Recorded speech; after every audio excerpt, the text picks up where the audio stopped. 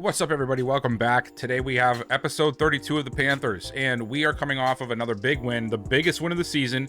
Eagles were undefeated. They are not anymore. We are 7-0, and we are taking on a couple of teams that may or may not be very entertaining. So we're probably going to be doing some simming today, but we do have another opportunity to try to get Hickman to figure out that he wants to play here. And we also get to look at more of the scouting with the national focus coming up. So it should be a good episode to learn a little bit more about the prospects and see some more stuff around the league. So let's get right into it. Alrighty, so I already went ahead and did the weekly training, of course. This week we are doing defend outside run outside, and I did all the drills already. So we're not too concerned with this week. We're probably not going to watch a lot of it, but I do think the ground game stuff does help us from time to time. I've had some pretty good success, I would say, when we do have these situations where we are actually running the ball in the strategy. It seems to help out Boyd sometimes, and maybe last week that was why I did throw medium. Maybe that was the issue. So we're going to try running again this week to see if that helps. Let's get the training done, and then we'll do some of the upgrades. Hopefully we don't get any injuries, but we will find out. I feel like there's been less injuries, even though I didn't change anything. Like earlier in the season, I feel like we had quite a bit of injuries. Maybe not this season, but last season we had more injuries, but I didn't change anything since then. Like, I haven't adjusted the injury slider at all. I haven't adjusted the fatigue slider. It's just weird how all of a sudden there's just no injuries anymore. I mean, we get them. It's just it's not as damaging, if you will, to our week-to-week strategy. So we'll see how that goes and see if I have to tick it up again. There has been some minor updates over the last couple of months that sort of changed the way this game is, as always. So there might have been something there that I didn't get, but let's see what we have for the upgrades so far. We have Michael Haggins, Ralph Langford, and Corin Johnson. So Haggins, we are going to we'll do field general for him. Let's get him up, see if maybe he gets some extra stuff. He does. Look at that. 2-man, 2-zone, 2-player kind of pursuit. That's a really good upgrade for him. I think that puts him at 92 play rec. And now his zone is actually starting to be usable. Not on the level of Jacquez Green, but it's getting there, which is what we really need from him, because he's not there yet to be able to play on third downs, and I want to be able to use him more frequently in those situations. Langford, we're going to go agile for, because he, well, as you saw, has 10 overalls less on the agility scale, or 8. Okay, I over-exaggerated a little bit, but you guys understand what I'm saying. And then Corin Johnson here, he needs zone. We're going to go slot here and see what we get for him. 2-man, 3-zone, 1-player, 1 press. All right, perfect. And that should do it for the upgrades. I'm not clicking on this, by the way. I checked it before, and it's the broken one with the carries. We're not going to hand the ball off to a receiver. Deron Overton wants to complain about his targets. I don't know what you want from me, buddy, but we're not clicking on it. So if you were expecting me to, I'm sorry. I'm not going to do that. It's a waste. It's broken. We're not going to get him what he wants, and then he's going to have his morale tanked for the rest of the season. He might demand a trade, all this crazy stuff. I am okay with players demanding trades. I almost rather do it in a more story-driven situation, right? Like if there's a player that I just refuse to use, like let's say Overton, for instance, since he was the one who wanted to complain. Let's say the rest of the season he does not really clasp onto that number 1 spot that I want him to, and he gets upset, and maybe we can have a storyline about that. But these storylines that Madden has given us are 1, broken, 2, don't make any sense half the time, and 3, the things you're supposed to do, like, I guess, well, there's 4 things, and the third one is the things you get to meet for what they ask are stupid, and fourth and final, they don't work even if you get them to work. Even if you make it work, it still says you didn't get it. So I don't know what the hell's wrong with Madden. I mean, I have a few things, but you guys know I love this game, and I'm never going to not play it, but I will complain about it just as much as anybody else, and I do not care. So now on to, I did set the scouting focus already. That was one of the other things that I did right away. We set that to the corners. We won't see that this week. Once we advance, we'll see more unlock percentages for them. So we will get to that. We don't have a whole lot to talk about up front. We will check out the Colts and then we'll just get right into the game, because we really don't have too much to concern ourselves with at this point in time. So Richardson, a little bit down on himself this year, 82, but he is lowered because of morale. Must be because of the season they're having. And let's see what he's got. Okay, so 12 touchdowns, 11 interceptions, and 65% completions. Not the worst when it comes to completions, to be honest with you, but 11 interceptions, 12 touchdowns is not very good. We shouldn't really be talking, though, because Deion Boyd is having a really rough season stat-wise. The team is being very successful, but if you look at, I'm just going right past the Panthers, jeez Louise. If you look at his stats on the season, they're not very good. They're just not. He's got 69% completions, 9 touchdowns, 6 interceptions. I mean, he's just not been able to get the ball in the end zone as much as I'd like to see him. He's definitely having one of the worst years so far, and he's probably on pace for the same type of performance, except maybe less touchdowns, because the touchdowns have just not been there. And then the Colts with Jonathan Taylor, of course, somebody we'll have to worry about. That's why I wanted to do the run this week for the defense. And then receivers, Michael Pittman and Josh Downs are both an 87, so they are 1 and 2. Jameson Williams comes over from the Lions. I'm not sure how long he's been here, but it looks like a while. He's already has a new contract with them. And Adonai Mitchell, and then Anthony Gould. Was Williams in free agency? Am I remembering that correctly? I think he was, like, last year. Tight end Mark Peralta, third-year guy, superstar tight end. He is their starter. And along the line, they have some good players. They have a lot of depth here. So you can see they drafted Rashad Howard last year. He ends up being a 77. They drafted Stan Holland last year. He's a 77. They also have Tanner Bortolini here at the middle. On the outside, James Daniels at right side, and then Braden Smith on the right. That's right tackle. So they have some options. Kwity Paye is at defensive end for them. They also have Tavares Roberts, who is currently injured. And then Laiatu Latu. I think that's his name. Promising younger player, 26 years old, 83 overall. In the middle is Mozzie Smith. And the outside, they have BJ Ojulari, Zaire Franklin, and Micah McFadden in the middle. Maybe Jonathan Whitfield, since he's a day one starter, he might end up having the start over McFadden, which would make sense. And then they have Darrell Timmons, rookie outside edge rusher. That was the guy that was on our board, actually, that we ended up not going with. He is the starter here in Indy.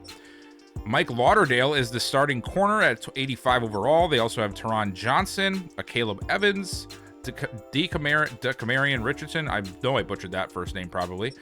And DeAnthony Hyde. Safeties, Justin Simmons and Julian Blackman. So there is the Colts. We know they're sitting at 1 and 7, was it? Yes, well, 1 and 6. 1 and 6. So not having a very good season. All right, so let's talk.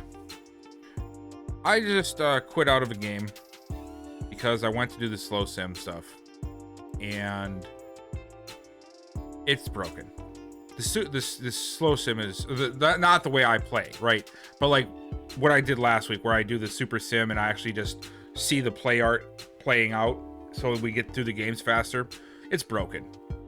I got really frustrated. And I don't think it's right to put it in the video, because it's not going to help anything. The game is the super sim is broken if you're not just watching like I normally watch.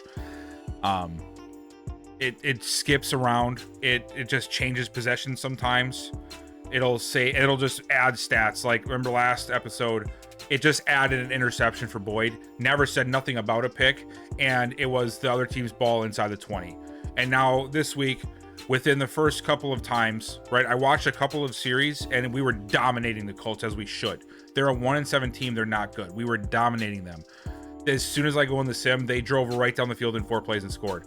And then on the next drive, they shut us down immediately. And then the punt, apparently it wasn't blocked. He fumbled the ball. The other team recovered it inside the 10 and they scored again. In a matter of a minute, it went from domination on our end completely. We were up 17-0 to almost a tied ball game. And I'm just not going to do it. I'm not going to put you guys through that to watch that, because it's frustrating as hell to watch that. So if you like to do the super sim stuff, do not do it in anything but slow. Don't even touch it. It's broken. And it sucks, because I was hoping that format would work for my videos, because then I can get through more games and I cannot just straight up sim them. But I'm going to have to go back to just simming them, because I'm not going to have the franchise ruined like that. That's where half the interceptions that Boyd has this year has come from too. And, you know, maybe I should have saw it last week, but I was like, I'm just going to give it the benefit of the doubt and see if maybe it was just that one time. But no, now it's 3 weeks in a row. Stupid things keep happening, and it's ruining the games and the stats and everything, and I'm just not going to have it anymore. So I'm going back to just showing one game, and I'm going to sim the other ones. And I'm sorry that that's probably not the best way to do it, but I refuse to have the stats ruined. I refuse to have people's seasons ruined over such stupid things like a broken system. Madden 26, I'm going to say it, and it's going to sound stupid because I know it's not going to fix anything, but Madden 26 better fix this crap, because this game is, it's insane how much this team gets away with, this dev team, this company, without fixing their stuff. We've had this same system in place for years, and it's still broken. Why? Because it's not MUT? Because it's not the golden child of Madden every year? Nobody touches it because of it? It's absolutely stupid. And I'm getting my wits end with this game, to be very honest with you. Maybe that's why I needed the break, and I didn't even realize it. Maybe it's just the game. I don't know. But it's getting frustrating dealing with this game. It is. Everywhere we go. We just talked about it before this game. The storylines are broken, right? There's barely any draft stories that come through anymore, like they promised there would be. The super sim doesn't even work properly. You know, like, what part of the game works? What one? Like, I don't know. But that's my rant. We're gonna go ahead. We're just gonna sim this game, and then we'll pick things up next week, because I don't want to watch this game. I don't think it's worthwhile. We'll see what happens with the Saints game, and maybe we'll sim that one too. I don't know. Maybe we sim the next 3 weeks. I want to get on a roll here, so we'll see what happens. So I'm gonna go ahead and we're gonna sim, and then I'll see you guys after the sim. Yeah, just like I figured. Look at that score, 41-7. That's exactly how that game should have went. But no, the sim engine says no. Anyway, we have the Saints. They are 4-4. We are 8-0. We have the Bucs coming up. That might be the game we watch this episode. Maybe we sim all of these weeks and we get to the Bucs for a rematch after that destruction we gave them in week 1. So we have 2 division matchups coming up in the next 2 weeks. We have the Saints this week, and then who else is it after that? Then it's the Giants, and then it's the Buccaneers. So we're coming up on some pretty important areas. We are now the quote-unquote best team, the only undefeated team left, 8-0. I wonder if we're the only 8-0 team, period. Yes, we are. We are the best team. We are the only team at 8 wins. The next closest has 6. So we are leading everybody in the league by 2 wins. That is awesome. All right, guys, so I'm back. Yeah, I look a little different because I got a polo on. Because I walked away from the PlayStation and the computer at the end of that last recording, after the sim with the Colts. I was really frustrated, guys. I know I already ranted, but like, I just wanted you guys to know, between like all the little tiny things that just keep popping up and making this so much harder than it needs to be to just have a good immersive experience, like, I just walked away. And then the week of work happened. I was really excited with the Madden 26 stuff that has come out so far, as you guys saw a couple of those videos that I put out. But I had to come back and finish this one. And I'm hoping that we get a little bit of a turnaround, because my patience is wearing out with this game as a whole. Like this Madden 25 cycle. I'm not happy with it, you know. And I'm sure none of you guys are either. I think you guys are all in the same, for the most part, the same boat as me. Just the lack of, you know, features, the lack of immersion, the lack of working pieces that are here. And then that sim thing not working, just the straw that broke the camel's back, essentially, right? I was done. I needed to walk away from the game. Yeah, so that's where I'm at. But we're marching on. Like, I don't want you guys to think that this is like a I can't do this anymore thing. I just needed a break from the game again, and I thought maybe that's what it was. Maybe my break wasn't really I mean, I was busy with work and stuff too, but like, maybe this game is just pissing me off, essentially, is what I'm trying to get at.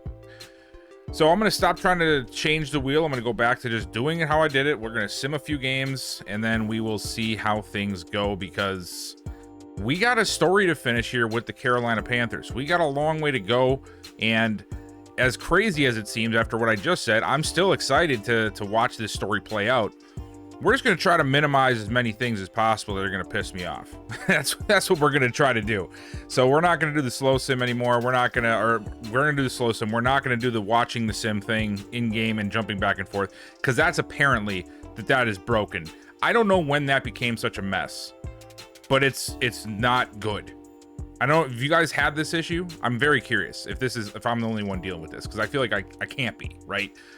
But anyway, I am going to go ahead and we're going to sim a couple of weeks. These next two opponents are both on the losing end of things. The Saints are 4-4 and the Giants are 2-5. The Tampa Bay Bucks are 4-4. I feel like that would just be a good game to see, just because, you know, it's the Bucks, and we remember what happened in week 1 with their rookie quarterback. I feel like that would be a good story to follow up on. So that's what we're going to do. I'm going to go ahead and sim, and we're going to see what happens, because these games do not seem like they are worthwhile to watch at this point, right? And yeah, that is where we'll be. So I will see you guys in for you a second, for me a couple minutes, and we'll see how the games turn out. Alrighty, so we made it to week 11 with the Buccaneers. They have won their last 2. So did we. We are sitting at undefeated record of 10-0 still, which I expected given the record and the talent of both the Saints and the Giants. But the Buccaneers do pose a pretty decent matchup. We will be toe-to-toe with their offense to our defense at 87. We will have a slight advantage with our offense versus their defense. However, I do think that it is going to be a solid matchup for us to check out. So before we get into checking out the Buccaneers and what they've been up to lately, we will check out the last 3 games that we simmed, see where we're at on this journey to 10-0. All right, so we dominated the Colts, like I said, 41-7. Deon Boyd, 4 touchdowns, 1 interception, over 270 yards passing. He had a 74% completion percentage. We made Anthony Richardson look like a very bad quarterback, 34.7 on his QBR, and he threw 3 interceptions, so that is not good for them. Awesome for us. Jonathan Brooks, over 5 yards a carry, 18 carries, 93 yards. We held Jonathan Taylor sort of in check, but they did not go to him very often, probably because of the huge deficit they were in. They just had to pass the ball, which is understandable. Dalvin Ridley ends up being our leading receiver. Oh my, Floyd Fuller had 4 touchdowns. Holy crap, that's gonna skyrocket him on the season. Wow, all 4 touchdowns thrown to Floyd Fuller from Deon Boyd in the sim. That is insane. Let's look at defensively. No sacks for the entire game. And then J.C. Horn, Micah McFadden, Sheldon McCollum, and Brandon Stevens all having an interception on the day. Any fumbles? No. All right. So first game, awesome to see. Now let's go ahead down and let's check out the Saints. And this one was a 28-22 win, much closer. And in this game, Boyd not as precise. 2 interceptions, 3 touchdowns though. Just under 200 yards passing, 95.6 is the QBR. Sam Cody, second-year starter for the Saints, had a 2-touchdown, 2-interception performance. Rushing-wise, Jonathan Brooks did not have a good day. 14 carries, 39 yards. Sam Cody took off a few times. Deon Boyd as well, but not for as much production. And then Jerome Ford, 13 carries, 13 yards, and a touchdown. That is not the day you're expecting out of a running back. Receiving, Floyd Fuller again. This time the leader, 9 catches, 84 yards, 2 touchdowns. So that's 6 touchdowns in 2 weeks for Floyd Fuller on the sim. So I'd love to see that, man. We need that guy to develop if we're going to call ourselves a good wide receiver core. And then the sacks, this time there was 3. 2 for us, 1 for them. Vita Vea getting the sack for New Orleans. Michael Haggins and Derek Brown getting a sack for us. Interceptions, 2 from Jaquez Green. Okay, Jaquez Green. And then the 2 for New Orleans, Pete Werner and Kool-Aid McKinstry. Any fumbles forced? No fumbles forced and no phantom recoveries. Love to see it. And then the last one was the Giants, and that was a 35-17 victory. And in this one, Deion Boyd, not a lot of touchdowns, but no interceptions. Love to see that. 2 touchdowns, no picks, 84% completion. He had a very good day in terms of finding the guys that were open. A great QBR, just not a lot of yards, 212. Jared Goff had 279 yards, 1 touchdown, 3 interceptions. So defense stepping up a lot in the sim. And Jonathan Brooks having somewhat of a better day. 19 carries, 69 yards, did have 2 scores. Theo Judge getting involved a little bit, 4 carries, 19 yards. Receiving, Xavier Legette this time, the one in the lead, 6 catches, 87 yards and a touchdown. Deron Overton, 6 for 70. Donovan Peoples-Jones, our old receiver, 5 for 64 with the Giants. Tevin Barkley, third-year man, 6 for 49. And Floyd Fuller with another touchdown. 7 touchdowns in those 3 weeks. That is most receivers like season. That's insane. And then on forgot the sacks. We had 1.5 from Michael Haggins, 1.5 from Trevin Wallace, 1 from Kayvon Thibodeau, and 1 from Stephen Briggs. And then we also had 3 picks, all for us. 1 from Shaq Thompson, 1 from Brandon Stevens, and 1 from Lance Dillon. Any fumbles? No fumbles, and no phantom recoveries. Perfect. Let's take a look and see where the team is at stat-wise now that we have gone through 10 games. Deion Boyd is having a good season, but the stats just are not there for the quarterback or the touchdown situation. 18 touchdowns through 10 weeks is not what you expect out of a 94 overall quarterback. 9 interceptions is also not a good thing, but I am going to not judge because we know that the sim sort of screwed him up, and that is my fault at the end of the day because we did that for a few games. However, we do need to see more production out of him when it comes to touchdowns. Rushing wise, Jonathan Brooks not having a very good season. Now, the sim could also be causing that. He does play a little bit differently when we're actually watching the games. 151, 642 yards, 5 touchdowns. Deion Boyd having 2 of his own, and then Ezekiel Townsend actually having 4 touchdowns. He keeps finding ways to get in the game, whether it's, quarter or half injuries for Brooks, or if it's just, subbing in when dude's tired.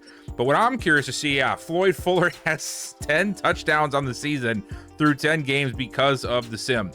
59 catches, 599 yards, and 10 touchdowns. Overton, 57 catches, 712 yards, and only 2 touchdowns. Xavier Legette, 41 for 498 and 2 touchdowns. So I think I'm happy with the re-signing of Legette and bringing him back and, extending him essentially. I like what I see out of Fuller. I just don't see that in games, and I definitely want to see more out of Overton. I feel like we don't see that much out of Overton, and which sucks because I really like him. Defensively, Trevin Wallace leading us in tackles. Sacks, Nick Bonito has actually surpassed Jordan Walsh. He is now at 10.5 sacks. Jordan Walsh at 8. 7.5 for Stephen Briggs. 5 for Trevin Wallace. He's having yet another great season. And look at the interceptions. 4 for Jaquez Green, 3 for Brandon Stevens, 2 for Tremont Battle, 1 apiece for Trevin Wallace, Sheldon McCollum, J.C. Horn, Lance Dillon, and Shaq Thompson. And we do have a few fumbles as well. 2 forced from Nick Bonito, Lance Dillon, Jordan Walsh, and Ronnie Hickman, all with 1. 2 recoveries. We've actually recovered all of the fumbles that we had. Wow, that's awesome. Lance Dillon recovered 2 of them. Ronnie Hickman with 1, Trevin Wallace with 1, and Stephen Briggs with 1. One thing I forgot I did throughout that rant and my hiatus, because the game pissed me off, I signed Ronnie Hickman. It wasn't the years, it wasn't the money, it was the years. He didn't want a 3-year deal. I offered him the same thing I did with the 3-year deal, but I dropped it to 2, and he took it immediately. So Ronnie Hickman is on another 2-year deal with us, so he will be here for a couple more seasons. We do have some upgrades to do. And also mock draft 2. I believe there's more information out now about the draft class as a whole. Let's take a look and see if there's any new news about it. Ennis Rakestraw Jr. An injury to cornerback Ennis Rakestraw Jr. Who the fuck is that? Is that a draft thing? Okay, I've never heard of that person. I don't know who that is. That's the only story though. 3 weeks worth, and that is the only story of draft prospects. That is just not cool. I miss having like 7 of them. I used to almost complain there were so many, like, because I would have this spreadsheet and that would just be filled with all these stories. Now I miss it. I'd rather have too many stories than none at all, which is what we're getting right now.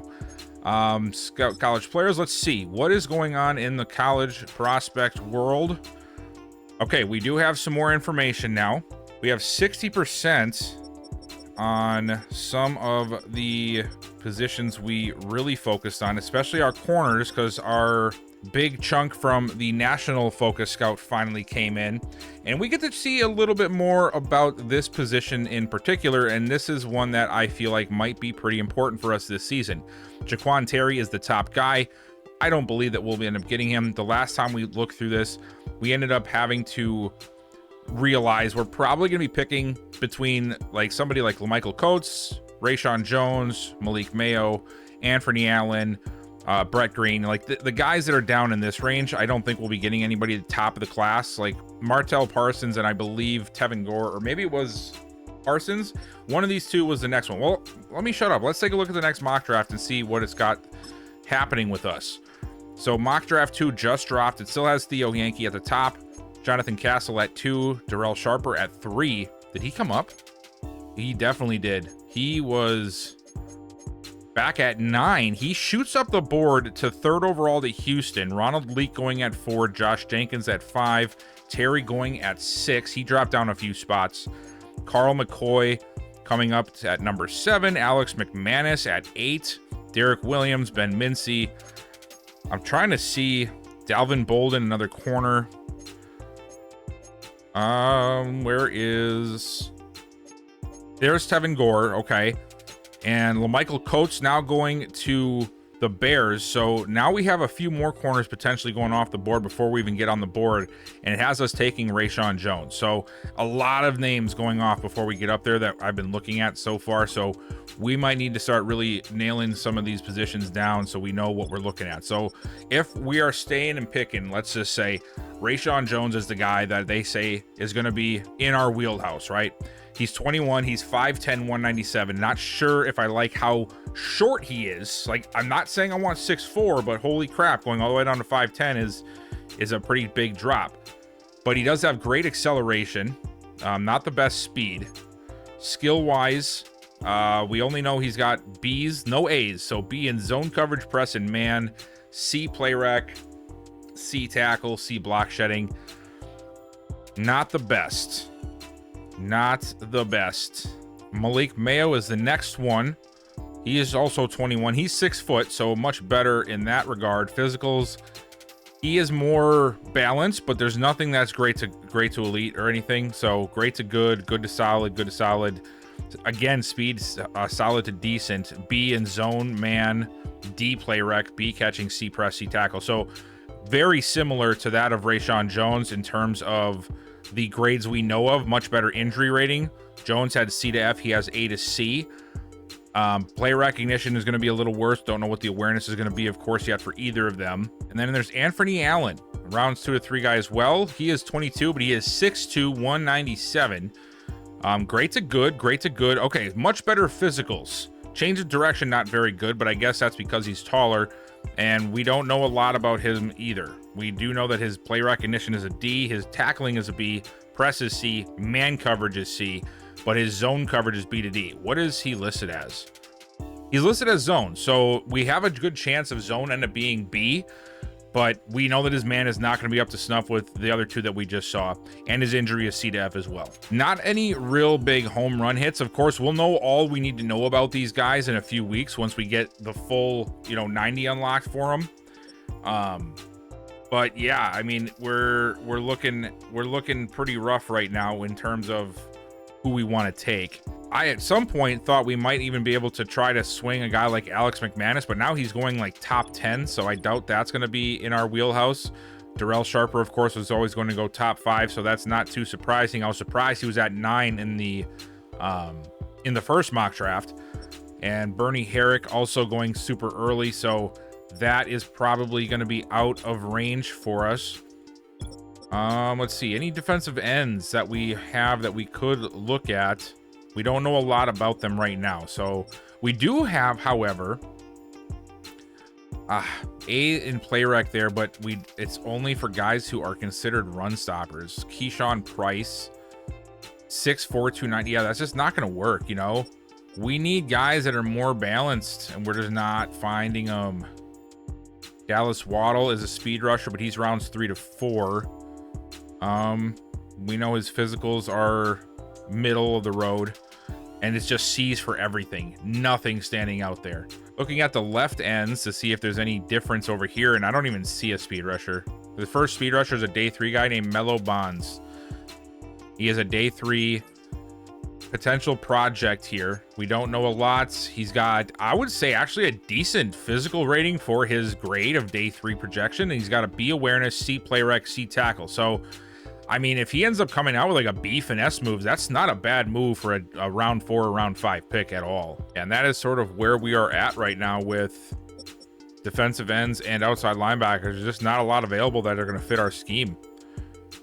Did we look at any of these guys? My concern with somebody like Daryl Pierce is he's 6'3", 256. So he's got the weight, but he have the height.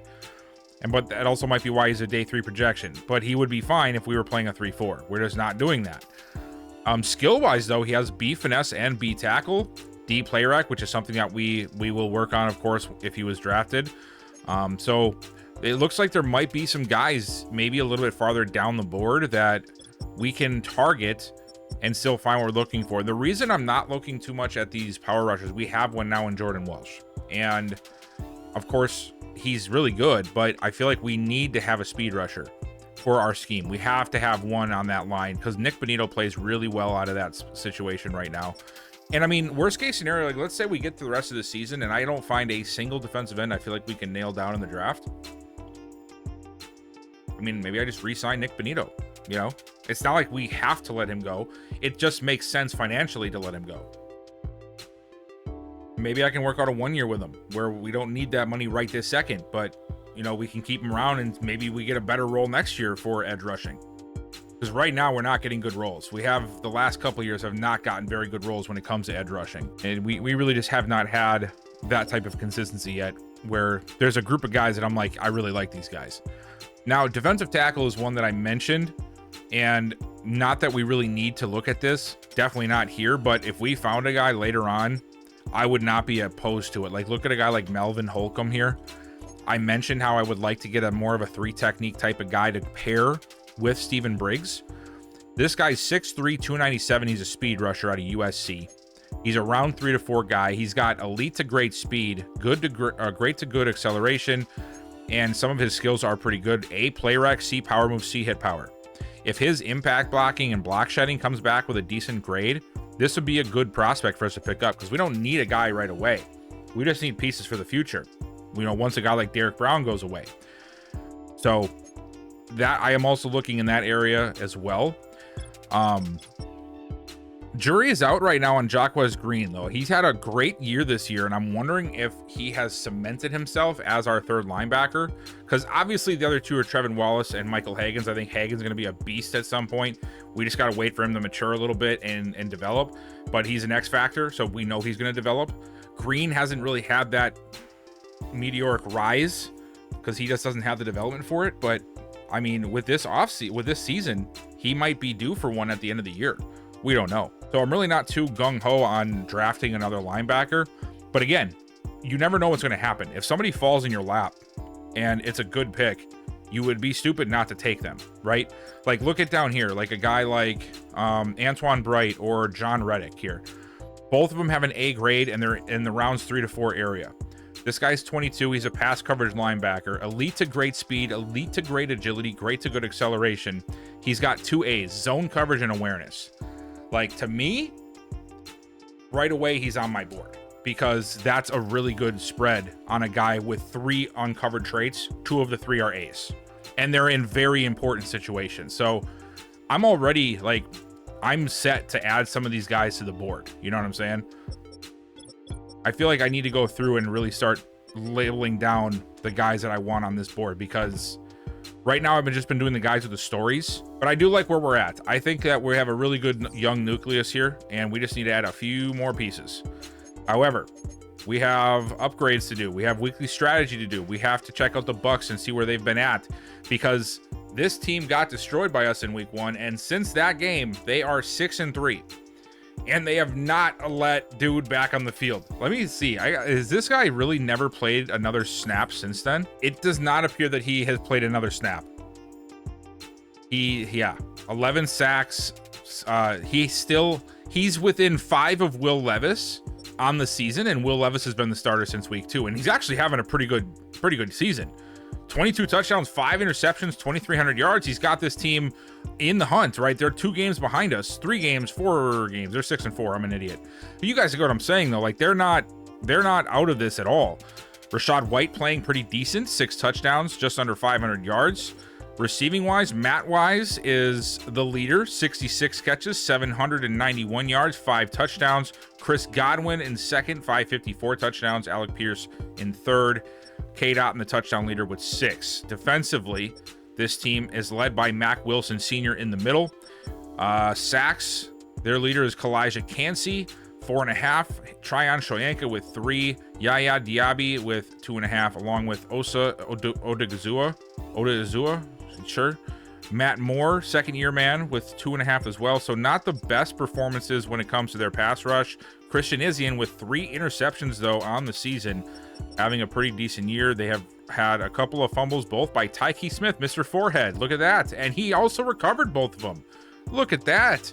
Good for you, Captain Forehead. I'm just kidding, man. I think the guy's probably actually a pretty decent player. If I remember correctly, he did some stuff last year. I'm just saying, bro, if that is not what you look like in real life, they did you dirty with that profile picture, and you should ask them to redo it. Because you are all forehead in that picture. And it's not fair. Or maybe it is. I don't know. I shouldn't talk. I have no hair either. So, like, it's, you know, I'm not trying to take shots. I'm bald. This is where we're at with the negotiations, all right? Jonathan Brooks. Sign him, don't sign him. Nick Benito, sign him, don't sign him. We have $60 million left. We do have Tremont Battle and Deion Boyd, of course, to figure out. Shaq Thompson, after season decision. Cordell Watson, after season probably decision. Brian Asamoah, probably not. Damian Lewis, probably not. Brandon Stevens, probably not. I don't know. I really like Brandon Stevens, but if he hits hard with regression, now that he's going to be 30, might not be worth it. Earl Bullard, I would like to bring him back, but he doesn't appear to want to come back. We're just going to try it anyway. Come on, Earl. Don't be a punk. Neutral, player friendly. Okay, let's just say you want 3 years, right? Your expected value is 3 years. If I give you that, which is over what you're asking, right? Because your expected value is 8.91. I'm going to offer you 9.9 to be a potential future of this cornerback room. Earl, let's see what you say. Okay, dude, look it. You haven't proved a thing yet, and you're trying to tell me that 3 years, almost $10 million isn't good enough for you? I might not take Earl back, even if he wants to. But these are where it really matters, these two. I'm very torn here. The reason I'm torn is you guys may have, you know, saw my other videos when it comes to like handling team management and your re-signings, and also that I've been building up other guys like Judge and Townsend behind him, and the fact that I've made comments about him, you know, maybe not being the guy. He plays so well, but running back is also one of the positions that you always replace. We have a lot of contracts coming up, and I don't know if it makes sense for me to re-sign this man, but I also don't know if it would be smart for me to let him go, because he is a good running back. I'm very conflicted here. So we'll see what happens this week. We'll see what happens the next couple weeks. Like I've said before, I just like to remind you guys where I'm at with this. 4 years, $18 million is not a bad deal, right? That's not a bad deal. 4 years, $35 million though is a lot of money. That's $7-8 million a year roughly. For a running back who will be 29 at the conclusion of that contract. And we know that he's had some issues with injuries. So we'll see what happens. And I'm like, yeah, let's go ahead and re-sign him. But maybe he has a so-so year the rest of the year. Maybe he gets hurt, or maybe something. Maybe Townsend shows up. Maybe Judge decides to play well. And I'm like, you know what? We could save some money. That's $7 or $8 million a year that we can put on somebody else's books. So we'll see. That's where I'm at. Alrighty, so we just did the training. Well, I just did the training. Now it's time for all these upgrades that we've gotten from over the last couple of weeks. So let's take a look. We're starting off strong. Jonathan Brooks is the first one. And, well, of course, we're going to stick to elusive. That is what he is good at. 1 juke, 3 spin. I wish they got more juke. Seemed like they just pile on the spin every time you get an elusive upgrade for running backs. Equano is next. And he needs pass protection. He doesn't get too many upgrades anymore because he's a guard. But he needs pass protection. He gets pass block and pass block finesse +1. Ezekiel Townsend also getting 1, and we're of course going to go straight to elusive for him as well. And he is going to get +2 to ball carrier, +2 to break tackle, and 1 to spin move. Lloyd Fuller getting 1, rightfully so, after the crazy week he has had. And I think we're going to go physical here. He needs to start getting a little bit better in different areas if he wants to be a full-time playmaker for us. +2 to catch in traffic, 1 to short, and 1 to spec catch. Cam Little, the kicker. Okay, well, then we're going to go to accuracy for him. And he gets 2 to kick accuracy. Nice to see. Junior Leonard also getting 1, our rookie right guard. And if I remember correctly, he also needs pass blocking.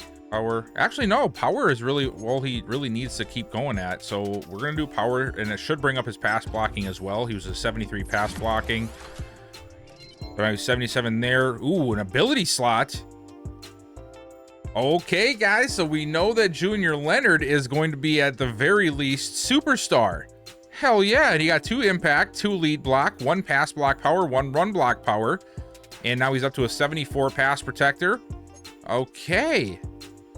I was worried. I mean, we had a few guys get uncovered, and they were like stars, so like, hey, at least we got 1. Sheldon McCullum.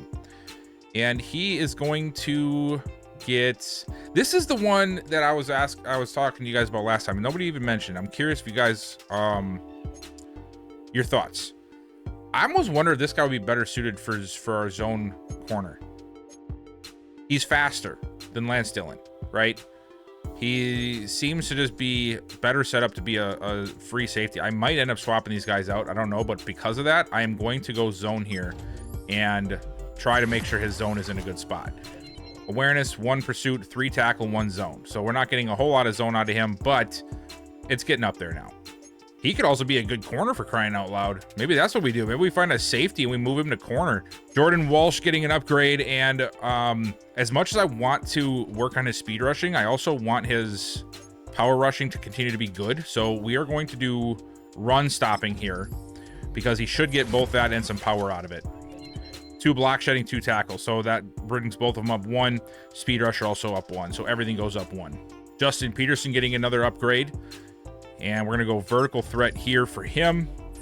And that is going to give him 6 upgrades. 1 awareness, catching traffic, medium, 2 to short, 1 spectacular catch, and 1 to trucking. Jaden Crumedy. I kept on the active roster now after doing a little bit of the roster shuffle that I did earlier. And he is run stopper, so we're just going to keep pounding that run stopper. It gets him up to a 74 with a morale boost, 2 awareness, 2 block shed, a finesse move, and 2 play rec. And then last but not least, Joey Upshaw, guy who got drafted, was it last year? Yes, last year. Sort of a late round pick, but stuck around, and who knows, he could end up being a solid contributor at some point on this team. Up to a 73 overall speed rusher now. He gets 2 more to finesse and 1 more to tackle. And take a look at his ratings. He has 81 finesse move, 84 speed, 81 excel. Block shedding needs to come up a little bit. I'm not too concerned with his power moves. His play rec is horrendous, so that is one that really needs to get up there. But he has 93 injury, which is something that I'm always looking for. Toughness, not so much, though. Alrighty, well, that will wrap things up for pregame. Now it's finally time to watch a game. Jeez Louise, it's been a while. With this video, I should say. So let's go ahead and let's get right to it. We're taking on the Buccaneers and Will Levis, so that should be exciting. So, yes, we're down by 3, and it's 3:24 left in the first. You might be wondering, what the heck, man? What happened? Well, I forgot to hit record, and then all 3 drives that have happened so far have been not worth really seeing, so I decided to just not even put them in. And we picked things... Oh, freeze. Okay, I don't know what that was. I thought we were playing a game. 2nd and 3, but yeah, nothing was really worthwhile to see, so I just skipped it, and here we are. 2nd and 3. Boyd takes a snap over the middle. It's completed. Yes, it is. Fuller with the catch and the first down. For some reason, Boyd was really weird on our last drive, throwing it wildly inaccurate. but we're never happened. It wasn't shown. It didn't happen. We're just going to pick things up from here. And he's going to look outside and find an open target. It's Deron Overton. 1st and 10, handoff to Brooks. And he's going to take it up the middle for 3. Love to see it. Haven't done a lot of running so far today. Oh, nice blitz pickup. That's the word I was looking for. But it ends up going as a short completion anyway, as Gibbons on the coverage. The outlet pass to Brooks did not really account for much, and now it is 3rd and 7.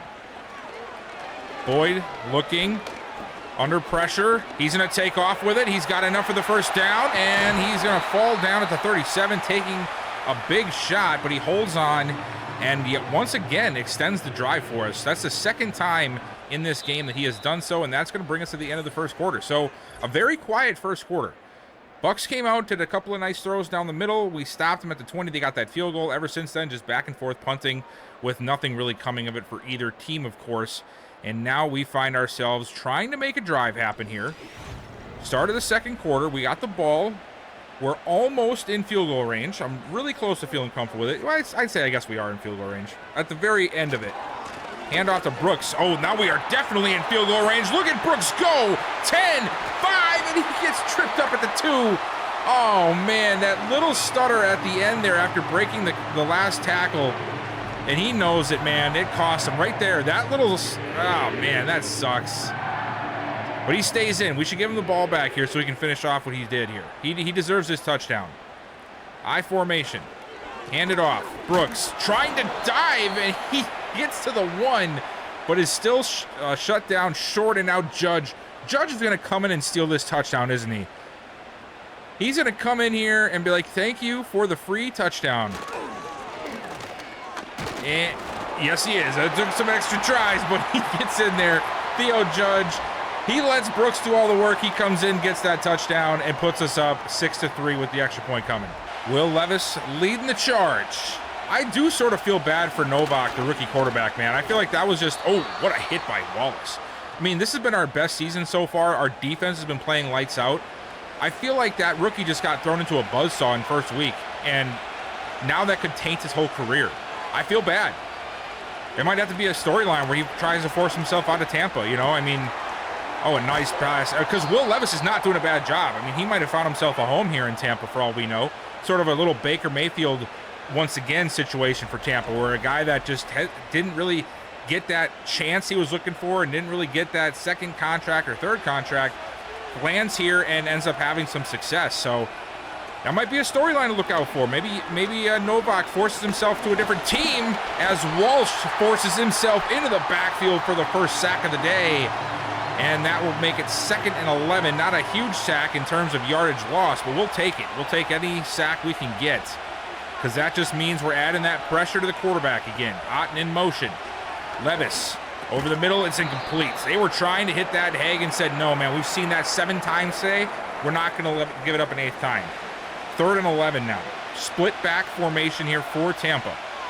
2 receivers split left, 1 down to the right. Levis under pressure immediately. He has to get rid of it, and he fires an absolute dot over the middle. It is caught, but it's short of the first. 4th and inches. It's Alec Pierce laying out for it. And they are going to punt it. Wow. I did not expect them to punt this. I thought they would go for it. I mean, wow. And they're going to give it to us at the 25. A horrible punt. I mean, we're going to take that any day of the week. I formation for Brooks. I didn't even cut the punt out. That's how unprepared I was for them to actually punt that ball. They were prepared for that, though. Jesus Christ. 5 carries, 47 yards, though, for Brooks after that big run on the last drive. And now let's see if we can turn it up a little bit here. Boyd looking outside. It's completed to Fuller, a gain of 4. We need more than that, though. Oh, they're playing press right out there. You see that up on Fuller? Oh, no, he doesn't get past it. Oh, my God, Ridley is wide open. Down to the 44. And that's a little bit of what they were doing to us on the first couple of drives. They were just getting the tight end open over the middle and making us hurt. And we give it back to them a little bit as Judge tries to get outside, but Winfield, very good safety. He shuts it down very quickly. And again, we're stuck at 2nd and 10, man. These first down runs have not been our friend today. It's Leggett in motion. Boyd looking, fires. He's got Fuller, and Fuller holds on through the contact, and he has it down to the 41. Big time completion for Floyd Fuller. I love that dude's name, Floyd Fuller. Just sounds interesting. Handoff, Brooks working his way through, gets 4 yards. Not a bad run to open up instead of getting, 2nd and 10 again. So we'll take it. Boyd with the snap. He looks short left. It's incomplete. He was looking for Leggett, but Christian Izzian was all over it. And that's going to bring up 3rd down. Ooh, we got some... who's that up top? Is that 12? Is that Smith? I think it is. And Boyd is going to look underneath. It's completed to Mobley, but there is no room to get that 1st down. It's shut down, and we're going to have to settle for 3 ourselves. Alrighty, so now up by 7. Bucks back out here. 4:18 to go in the half. Levis looking short, and a beautiful job by Trevin Wallace. He was matched up with wide receiver Matt Wise, and he held to him like glue and broke up that pass. That was damn impressive. Truly was impressive. And then Jacquez Green and I think one of our corners or safeties, our corner gets burnt by a tight end. Okay, that's great. All right, it's a handoff. And White gets it across midfield down to the 48, a gain of a couple. 2nd and 4 coming up. Let's see. Oh, they got receiver in motion. Levis pushed out of the pocket, and it's batted away again. Tremont Battle covering the flat route very well. He had nowhere to throw it. Can we get off the field here again? Oh, they're calling an audible. They're sending everybody out wide. They're trying to spread this defense out a little bit. Now Wise in motion. Levis gets him on the outside, and it is completed. It's Alec Pierce getting the better of Brandon Stevens on the quick out route. And it's going to buy them a fresh set of downs and flirting with field goal range. Levis back again. A quick pass, and it's batted down by Battle. Like to see him pick that off instead, but we'll take a batted ball anyway. Yeah. Oh my God, what a play. Trevin Wallace again, man. This dude is such a beast. And to think I even thought about moving him to middle linebacker. He just plays so well at that outside linebacker position. I'm never leaving him. I'm never moving him outside of that, man. He is staying there. He is staying right there. He is such a good playmaker out of that situation. And now we got the double A gap look here. Are we sending heat? 3rd and 15. I'd like to see us send some heat here. We don't. We fall out of it. Levis looking. It's completed. Come on, guys. Can we stop this? We do so well, and then we give up a huge play on 3rd and long. I mean, the dude was wide open. I think we ran cover 3 out of that because that was just a perfect seam spot there to get us slacking a little bit. And now Levis right away feeling some type of pressure. He runs right into Jordan Walsh. What a hit by Walsh. And that's going to push them back once again. Under a minute to go here. They still have all 3 timeouts, as do we. Otten in motion. Levis almost gets sacked, gets rid of it in time, but it's Rashad White. And look at McCollum keeping him in bounds, making them burn a timeout. No gain, 3rd and 17. Keeping them to a field goal here is key, because that means we can come out of the break with still a lead and, potentially add to it, as Levis gets tracked down again by Jordan Walsh, his 3rd sack of the day. Hat trick for Walsh. And that's going to push him all the way back. It's going to make it a 52-yard field goal attempt, which is makeable, of course. It's up, and it is good. So Tampa will bring it within 4. All right, so after the field goal to make it a 1-point game, we each had a punt. Our offense is not looking good right now.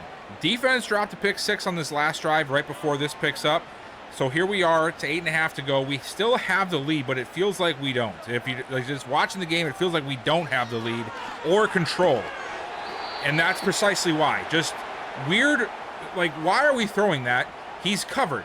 the guy's in front of him, and that's sort of been the story this whole quarter, the last few series. We need Boyd to pull it together here. There we go, over the middle to Fuller. Doesn't really get us much. Gets us 7 yards, we'll take it. It's better than nothing. Now 3rd and 3, though, we need a conversion here. And we will get it. Thank God it's Overton with the catch. I think that's his first catch of the day. He has not had a very productive day. 1st and 10. It's a handoff. It's Townsend, and Townsend dancing around. What's up with these guys just dancing around today, huh? Just hit the hole. 2nd and 7.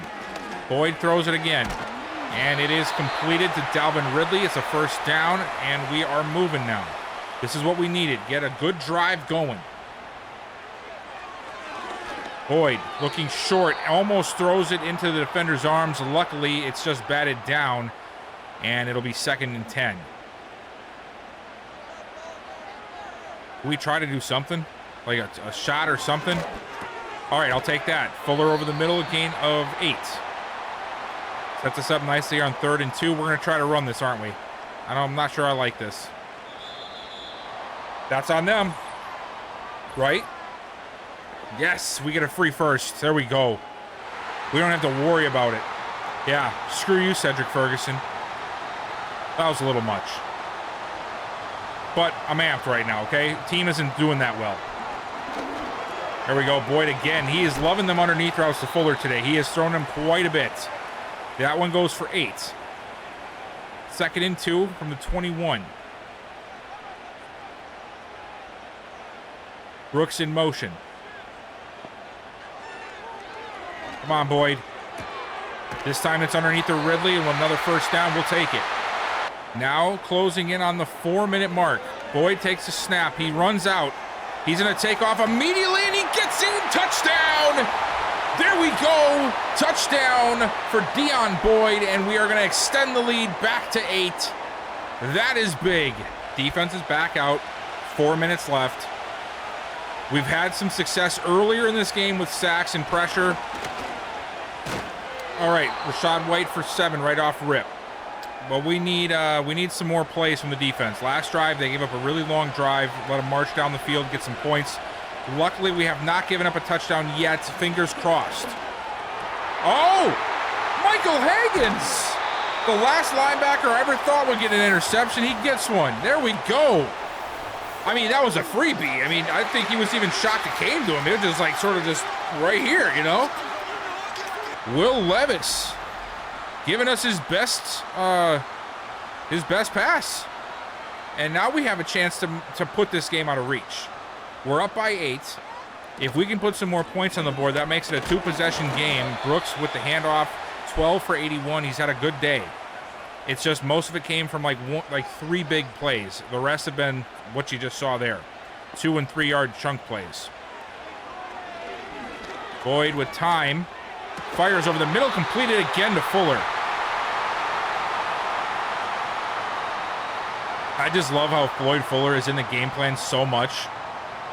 All of these times we're watching him and he's not in a breakout scenario.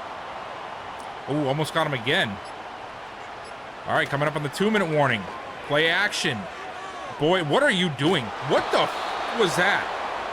That was the dumbest thing I've seen out of you all day. That irritated me. Oh yeah, that irritated me.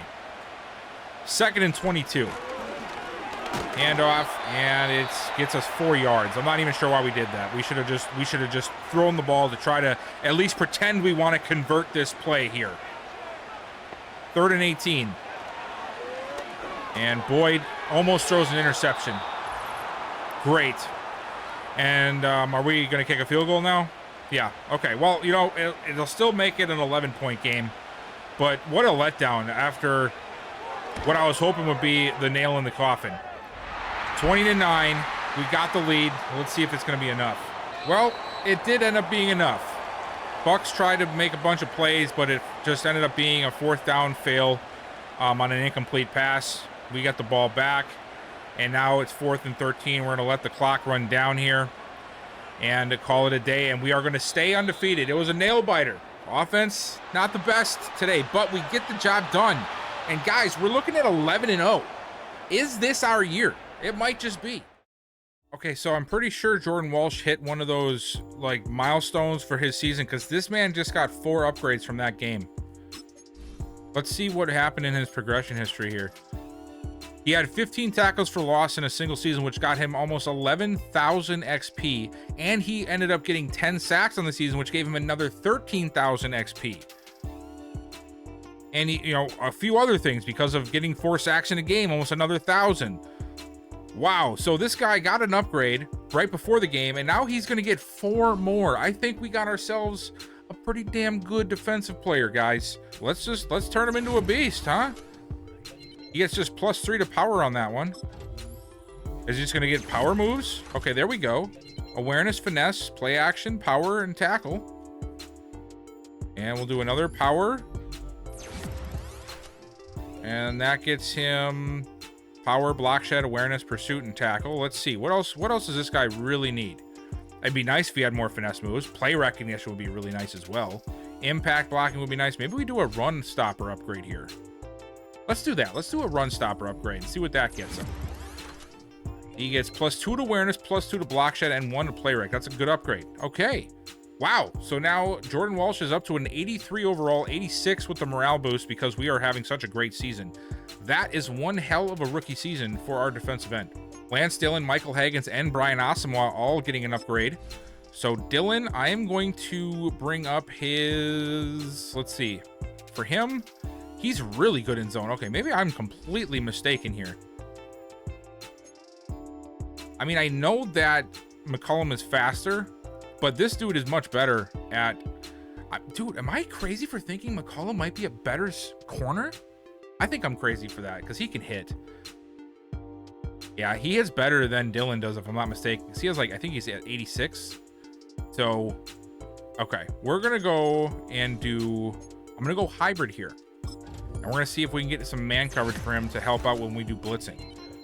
Okay, we'll get 1 man, 2 awareness, 1 change of direction and a tackle. That's not a bad one either. Michael Higgins, and we have to put this in pass coverage because we need this man to be better in zone. 2 man, 1 play rec, 1 pursuit, 1 zone. Why will they refuse to give this guy zone coverage?